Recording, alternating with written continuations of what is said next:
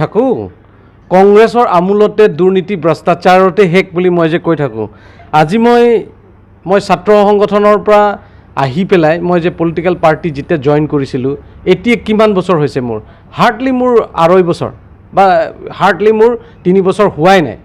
তাৰ মাজতে মই মোৰ গাঁৱৰ ৰাস্তাটো মই যে লৈ যাব পাৰিছে কাৰ দিনত হৈছে এতিয়াতো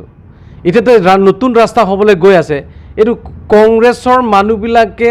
আচলতে একো নাজানে এইটোৱেতো প্ৰমাণ আজি যিসকলে প্ৰেছ মিট কৰি আছে তেওঁলোকে যে কৈছে যে গৌৰৱ গগৈটোৰ ওপৰত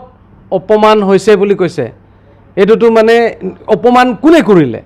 এজন ইমান মানে ডাঙৰ এজন নেতা বুলি কৈ থাকে আমি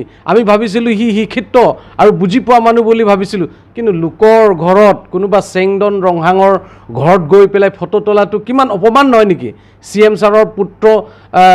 মানে চেংডন ৰংহাঙৰ ঘৰত গৈ পেলাই গেটত ফটো তোলাটো কি অপমান নহয় নেকি কাৰ্বি জাতি অপমান নহয় নেকি ট্ৰাইবেলৰ অপমান নহয় নেকি এনেকৈ ঘৰটো বহুত আছে যোনখিনিত ঘৰ দেখুৱাব লাগে বুলি ক'লেতো এতিয়া মই দেখাই দিম এইটো ছোৱালী যে এইটো কিবা কংগ্ৰেছৰ লগত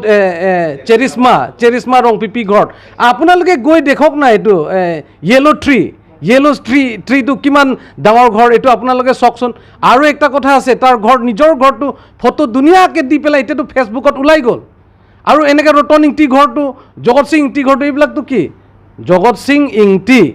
কংগ্ৰেছতো থাকি গ'ল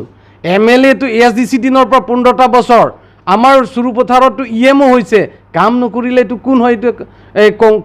কংগ্ৰেছৰ নহয় নেকি নেতা নহয় নেকি ৰতন ইংতি কোন হয় ৰতন ইংতিটোতো কংগ্ৰেছৰ হয় তো সেইটো টাইমত নকৰিলে আজি বিজেপিয়ে কৰিবলৈ গৈ আছে একটা কাম কৰি গৈ আছে সেইটোতো নেদেখিলে কালি পুৰহি ৰাস্তা হৈ যাব এইটোতো অলৰেডি হৈ গ'ল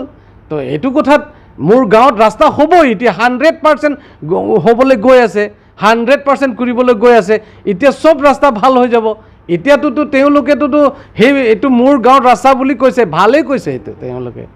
মইতো আজি বিজেপি যোগদান কৰাটো কিমান বছৰ হৈছে 3 বছৰ হাৰ্ডলি হোৱা নাই মোৰ গাঁৱত ৰাস্তা হৈ গ'ল এতিয়া এইটোতো কালি পুৰহি কাম ষ্টাৰ্ট হৈ যাব তো সেইটোতো কি আৰু এইটোতো এইকাৰণে তেওঁলোকে চাব লাগে জানিব লাগে কিছুমান কথা ক'বলৈও জানিব লাগে আৰু যিবিলাকে অভিযোগ আহিছে এইটো কংগ্ৰেছৰ মানে হেৰিবিলাকে যে অভিযোগ আনিছে অভিযোগ বুলিও মই নকম এইটো সত্যতাটো জানিব লাগে এটা ডেভেলপমেণ্ট হৈ আছে কাম হ'বলৈ গৈ আছে এইটোতো অলৰেডি মানে টেণ্ডাৰ হৈ গ'ল এইটো ওলাই গ'ল এইটোতো আৰু ক'বলৈ কি দৰকাৰ আছে এইটো বেলেগটো আৰু ক'বলৈ দৰকাৰ নাই সেইকাৰণে এইটোতো কংগ্ৰেছৰ যিটো ভিত্তিহীন কথা আৰু এইটো যুক্তি নথকা কথা বুজি নোপোৱা কথা আৰু কাৰ্বি আংলঙত তেওঁলোকে একটা ৰাস্তা আগতে কংগ্ৰেছৰ দিনত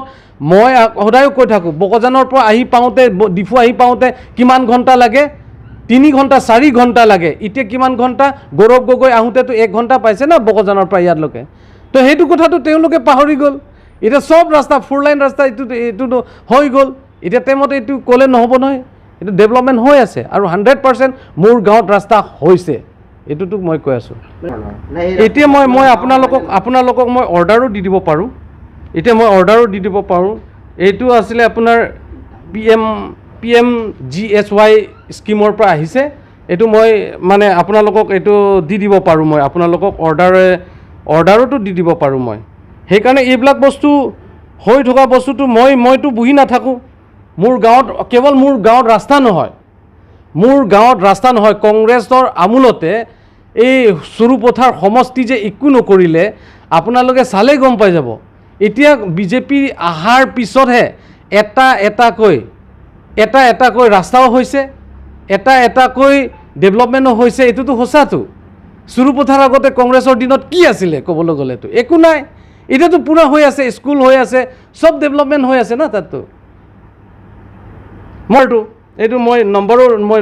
নম্বৰো দি দিব পাৰোঁ মই 24 নম্বৰত আছে এইটো জুম কৰি দিম মই 39 RJ ৰুট ভায়া ৰংকিমি এইটো তো আছে তো কিয় আৰু এইবিলাক বস্তুটো ডেভেলপমেণ্ট লাগে কাৰণে আমি কাম কৰিবলৈ ভাল পাওঁ ৰাইজক যে কিমান কষ্টত সেইটো আমি গম পোৱাৰ কাৰণে এতিয়া আমাক সব ডেভেলপমেণ্ট লাগে কাৰণে আমি কৈ আছোঁ এতিয়াতো ৰাস্তা হৈছে আগত ক'ত হৈছিলে? এইটোত নাই, এইটোতো সঁচা কথা না। আগত ৰাস্তা কথাটো বাদ দিয়ক না, কংগ্ৰেছৰ দিনতে আমোলতে কাৰ্বি গাঁৱত এইটো জেগাত উগ্ৰপন্থী এটা মানে ক'বলৈ গ'লে বিভিন্ন জাতি জনগোষ্ঠীৰ মাজত সংঘাত হৈছিলে। কেতিয়াবা কেতিয়াবা কুকি আৰু কাৰ্বি, কেতিয়াবা কেতিয়াবা ডিমাচা আৰু কাৰ্বি, কেতিয়াবা কেতিয়াবা ৰেংমা আৰু কাৰ্বি। সেই সময়ত 2005 চনৰ পৰা আদি কৰি 15টা বছৰ কংগ্ৰেছৰ আমোলতে বহুত মানে ট্ৰাইবেলসকলৰ ক্ষতি হৈছে ক'বলৈ গ'লেতো। এই কথাটো অনুভৱ কিয় নকৰিলে গৌৰৱ গগৈ ডাঙৰীয়াই? এই কথাটো অনুভৱ কৰিব লাগিছিল যে গৌৰৱ গগৈ ইয়াত আহি পেলাই, আমিতো ভাবিছিলোঁ গৌৰৱ গগৈ আহিলে কিবা এটা পৰামৰ্শ পাব নেকি, ৰাইজক ভাল কথা কৈ যাব নেকি। নহয়, তেখেতে RTI এক্টিভিষ্ট হিচাপে আহিছে। তেখেতে RTI এক্টিভিষ্ট, তেখেতে এজন আপোনাৰ লগৰ নিচিনা সাংবাদিক হ'বলৈ কাৰণে আহিছে, তেওঁ একো লিডাৰ হ'বলৈ নাই। আৰু এই গৌৰৱ গগৈটো কাৰ্বি আংলঙৰ কংগ্ৰেছ মানুহবিলাকহে তেখেতৰ চৰিত্ৰটো মানে শেষ কৰাইছে বুলি মই ক'ব বিচাৰিছোঁ। কাৰণ কিয়নো এজন কংগ্ৰেছৰ এটা মানে ডিপুটি লিডাৰ্ছ হিচাপে কাৰোবাৰ ঘৰটো কোনোবা ইয়াৰ লোকেল মানুহটো লৈ যাব লাগিব। গৌৰৱ গগৈটো আমুকৰ ঘৰ বুলিতো ইয়াতে আছে বুলিতো গম নাপায়, কোনোবা কাৰ্বি আংলঙৰ কংগ্ৰেছৰ নেতা মানুহজনে লৈ যাব লাগিব। আচলতে গৌৰৱ গগৈ কেৰেক্টাৰটো, গৌৰৱ গগৈৰ মানসিক যিটো চিন্তাধাৰা, সেই চিন্তাধাৰাটো ঠেক, আৰু এই চিন্তাধাৰাতে কাৰ্বি আংলঙৰ কাৰণে সম্ভৱ নহয়। উন্নতিৰ ক্ষেত্ৰত, শান্তিৰ ক্ষেত্ৰত, বিভিন্ন জাতি জনগোষ্ঠীৰ ঐক্য কেতিয়াও কংগ্ৰেছে নিবিচাৰে, এইটো প্ৰমাণ। এইটোৱেই মই ক'ব বিচাৰিছোঁ।